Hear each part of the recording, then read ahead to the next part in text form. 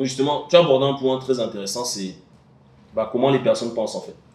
Et c'est là où je veux en venir, c'est que ce qu'on vous dit, ça s'adresse à des personnes qui ont un emploi, où on estime que vous avez, tout le monde a un emploi, a des revenus stables, etc.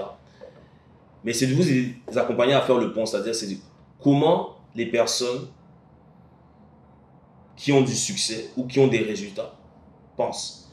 Et on ne va pas se mentir, c'est que si ça a fonctionné pour quelqu'un dans une situation qui semble difficile, si ça a fonctionné pour une personne, ça veut dire que ça fonctionne. Ça, c'est un principe de base. C'est-à-dire parce qu'il y a des personnes qui vont dire oui, si ceci, si cela. Ça a fonctionné, ça fonctionne, ça fonctionnera, ça continuera de fonctionner.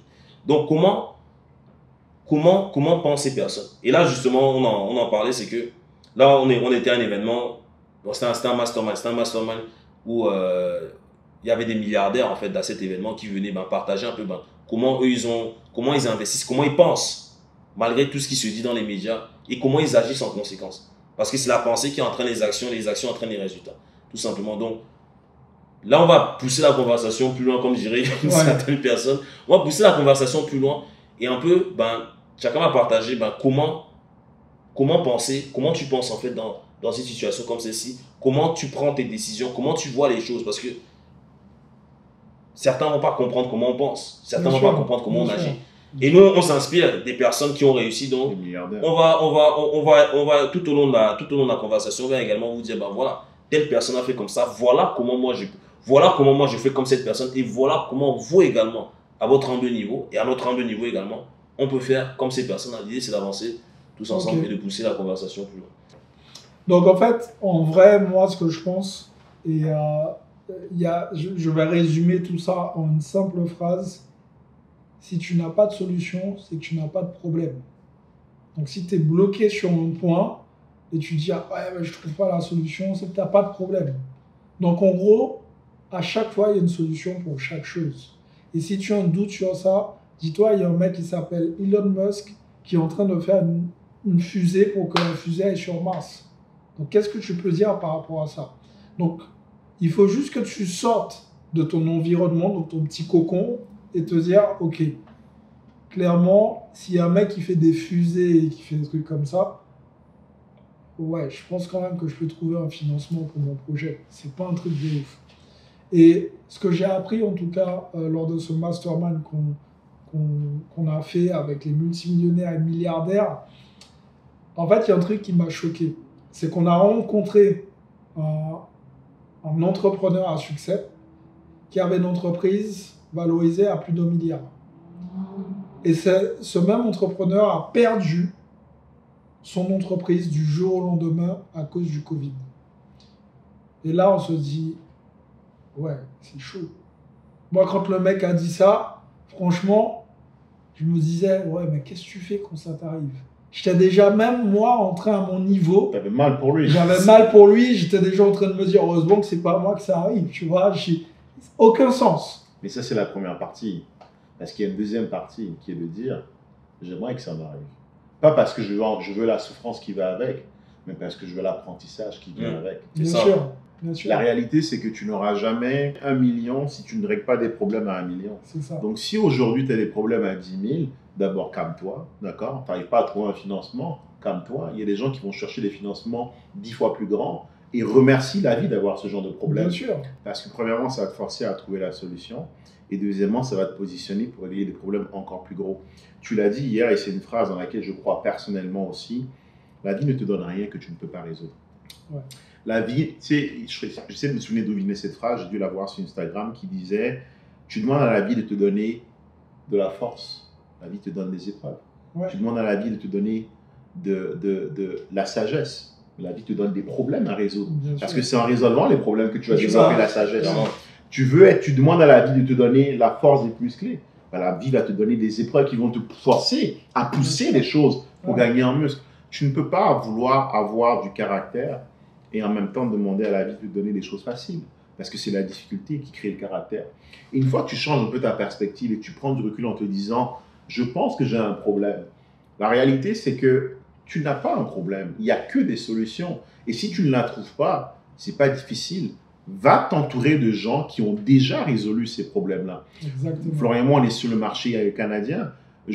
je veux pas entendre que tu ne sais pas comment trouver de l'argent. C'est pas ce qu'il il y en a partout sur les arbres. Pourquoi les banques existent? C'est ça en fait, c'est pourquoi les banques existent, ça veut dire qu'il y a de l'argent. On dit ça, mais c'est pareil pour les Français. Et il y a un truc qui m'a toujours marqué. J'avais vu un discours de l'ancien président français Sarkozy. Et il avait dit une phrase, il avait dit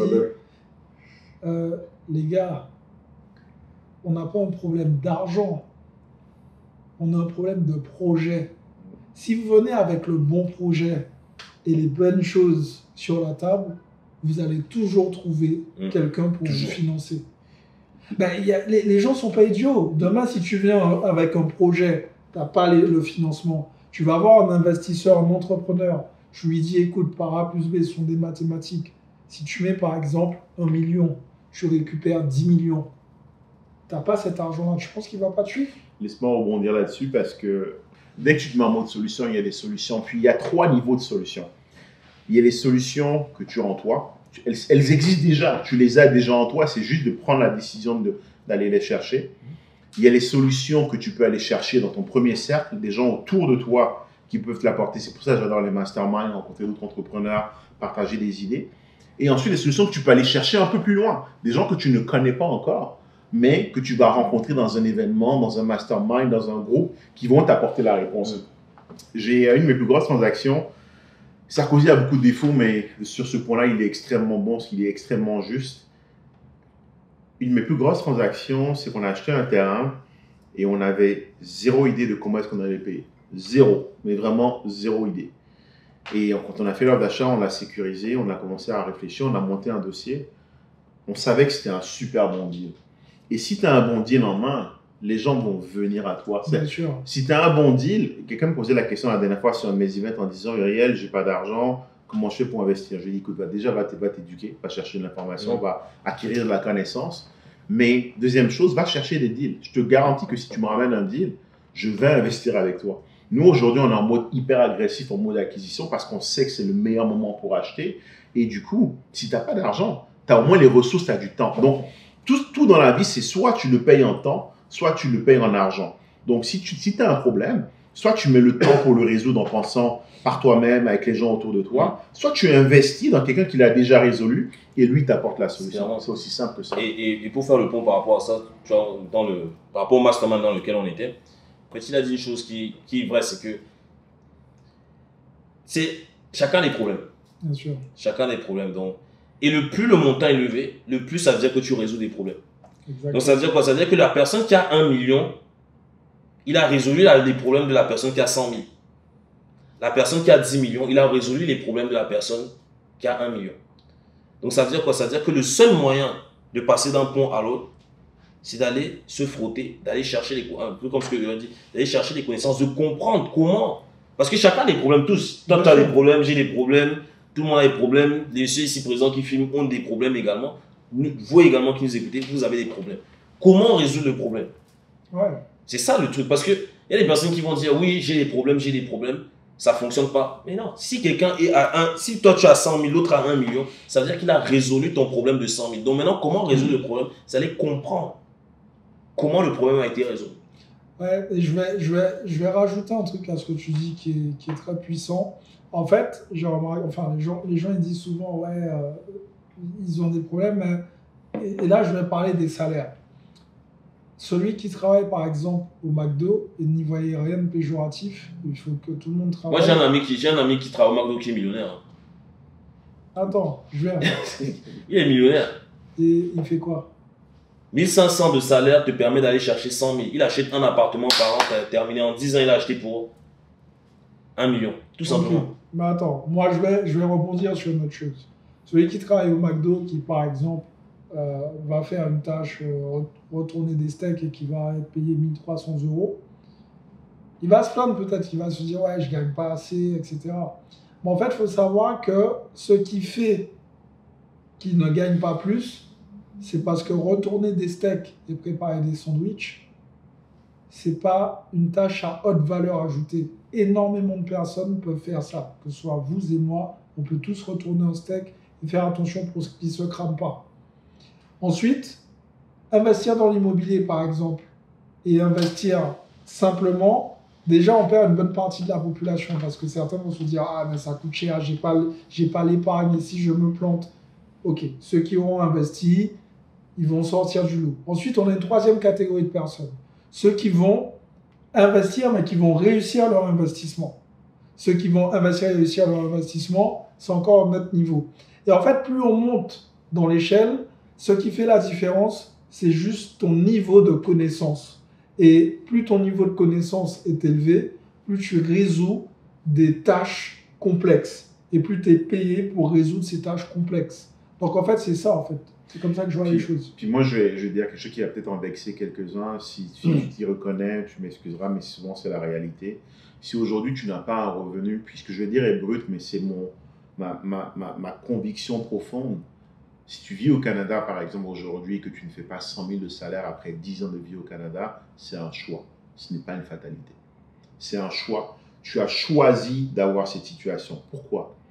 J'ai vu tellement de gens arriver dans ce pays avec des revenus qui commençaient en général 30 000, 40 000, tranquillement aller chercher de la connaissance, aller faire un DEP, aller faire un diplôme le soir, aller chercher une certification, faire un jump, un deuxième jump. Et aujourd'hui, ils sont à plus de 100 000. Ce que je veux dire, c'est que à un moment, les résultats que tu as sont la conséquence des choix que tu fais. Bien sûr. Si tu estimes que la douleur d'aller chercher de la connaissance ou d'investir pour aller chercher de la connaissance est trop grande, mets en parallèle la douleur de rester là où tu es. Et c'est souvent ce que les gens ne font pas, c'est qu'ils ne réalisent pas qu'il y a un coût à ne pas prendre action. Ils ne réalisent pas qu'il y a un coût à rester dans sa zone de confort. Il y a un coût à ne pas vouloir sortir de ce qu'on fait habituellement pour pouvoir se mettre en danger, parce que c'est ce qui ultimement te permet de faire un jump. C'est ce qu'on appelle le coût de l'inaction. Le coût de l'inaction. Quand je suis arrivé au Canada, quand j'avais prévu d'immigrer au Canada, je suis allé chercher j'étais consultant en informatique à Paris, à la Défense. Tu sais, on est col blanc, on pense qu'on a tout réussi, on pense qu'on a un gros salaire. Crème de la crème. La crème des... La Défense, RER tu connais? Mec, moi, mais... Ah, putain, c'est-à-dire... C'était une époque. On te formate en fait, tu sors à la Défense, tes pieds touchent plus le sol. Non, tu penses que tu as réussi. Tu marches comme ça. Tu appelles ta famille au pays. Maman, I made it. Ah, c'est n'importe quoi. Et au fait, ce qui s'est passé, c'est que quand j'ai décidé de venir ici, j'ai réalisé qu'il fallait que j'aille chercher certains diplômes pour trouver plus rapidement du travail une fois arrivé au Canada. Et je suis allé chercher une certification. En moyenne, un nouvel arrivant au Canada, mais 6 mois à trouver du travail. J'ai trouvé du travail en 1 mois. Ce que je suis en train de dire là, c'est que le fait d'aller chercher de la connaissance ou de s'éduquer, ce n'est pas seulement dans le monde de l'entrepreneuriat, ce n'est pas seulement dans le monde de l'immobilier, ce n'est pas seulement dans le monde du business. Même dans ton monde du travail aujourd'hui, si tu n'es pas content du revenu que tu as, do something about it. Va chercher une certification, va chercher une formation, va acquérir ce qui va faire, comme tu l'as dit, que tu vas pouvoir donner plus de valeur. Et il n'y a pas de secret. Si tu donnes plus de valeur, tu vas être payé plus. La raison pour laquelle Elon Musk est l'homme le plus riche au monde, c'est parce qu'il donne tellement de valeur à cette planète versus quelqu'un qui flippe des burgers, qui ultimement, la seule valeur qu'elle apporte, c'est le burger de la personne qui va acheter un burger. Donc, à la fin de la journée, va chercher les connaissances, puis on a tellement de la chance à notre époque. Nous, on est un peu des vieux, on est des OG, mais la réalité, c'est... Non, mais la réalité, c'est qu'aujourd'hui, il y a déjà, et c'est un avantage et un inconvénient, tu ne peux pas me dire que tu n'as pas accès à l'information. Il y a tout sur Internet. Mais c'est le piège aussi. Parce que derrière, parce qu'il y a trop d'informations, tu te perds dans l'information. Mais commence, mets un pied devant l'autre. Et si aujourd'hui tu es quelqu'un qui a un bon revenu, tu es quelqu'un qui a de l'ambition, et tu veux changer la trajectoire financière de ta lignée entière, tu n'as pas d'excuse. On va prendre un peu de recul. On va prendre un peu de recul par rapport à ça. Toi, Florian, par exemple, tu as commencé comment? Parle-moi de ton salaire, ton premier salaire, et comment tu as gravi les échelons. Alors, moi, j'ai démarré quand je travaillais à Paris, à la Défense, pardon. Mon premier emploi, je gagnais j'étais alternant, je gagnais 1100 euros. Ok. Par la suite, j'ai commencé à gagner 2000 euros. Et bon, j'ai tout de suite, mon premier coup entre guillemets, c'est j'ai acheté un appartement. J'ai acheté ma résidence principale. Et ensuite, quand j'ai acheté mon appartement, en fait, j'ai eu un déclic de me dire, Mon appartement, ça m'a peut-être coûté 200 000 euros. Tu vois. Je me suis dit, mais là, j'ai eu accès à 200 000 euros. Combien de temps ça m'aurait pris pour épargner ces 200 000 euros?